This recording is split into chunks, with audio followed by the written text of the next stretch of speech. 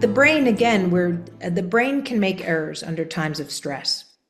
And so let's talk about our five senses. And there's more than five senses, but let's just talk about the main five. We have touch, taste, smell, vision, and hearing. Okay. So for those out there who've heard of phantom limb sensation, okay, God forbid I cut my hand off. Let's say my hand is gone, but my hand, while it's literally here, is actually right here, because this is where all the sensations come to. This is where all the commands come from. And this is where all the memories of my hand are right in my brain. So God forbid I cut my hand off, and this is my ability to touch and feel, the sense of touch. And so what happens? The brain doesn't like to lose. The brain loves to fill things in.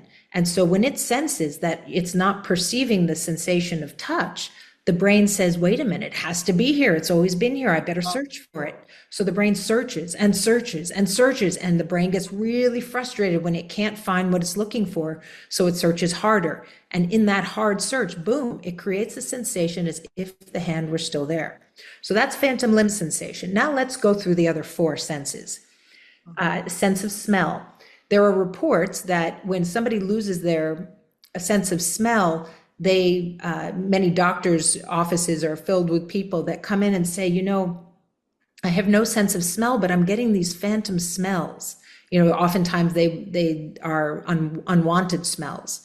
But what ends up happening is, in the absence of that particular sense of smell, the brain says, but I've always been able to smell. And so it starts to overfire in that search for smell, and it ends up creating a smell. Now let's move on to taste. So our sense of taste, same as sense of smell, in that when we lose our ability to taste, the brain will create phantom tastes. Now let's move on to vision. When somebody loses vision, it's actually called Charles Bonnet syndrome, for anybody that wants to go look that up. When somebody loses vision, the brain freaks out and starts looking for the vision that it's not able to see, and creates phantom visions. So this is Charles Bonnet syndrome.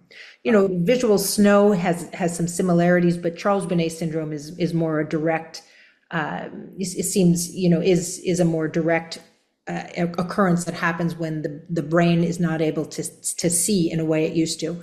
Well, let's get to number 5, hearing. Now, inside our inner ear, inside the cochlea, which is shaped like a little snail shell, there are these tiny little hair cells that line the inner lining of this snail shell. So imagine a tiny snail shell that's turning in on itself. Now, if you take that snail shell and unravel it so that it's in front of you right here, just like a line, the hair cells will be sticking up. You have the high frequency hair cells here, the low frequency hair cells down here. And just like a piano, you have every tone in between. So if we roll that back up, so let's roll it back up into the snail shell.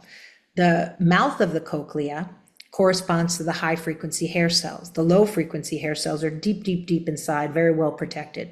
Now, over our lifetime, air comes through the ear, and it's just a physiology thing.